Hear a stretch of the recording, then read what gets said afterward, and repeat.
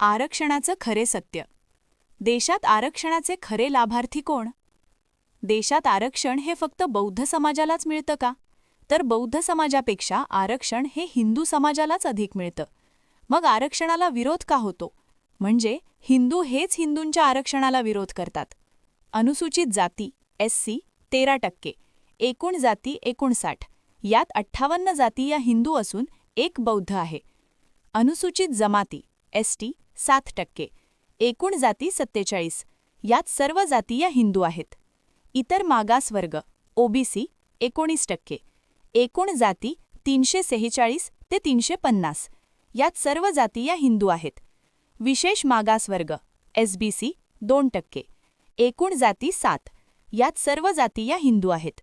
भटक्या जाती NTA 3%, एकूण जाती 14, यात सर्व जाती या हिंदू आहेत.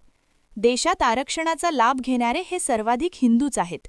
मग समजा देशातून आरक्षणच जर संपविण्यात आलं तर नुकसान कुणाचं जास्त होईल, बौद्ध समाजाचं की हिंदू समाजाचं?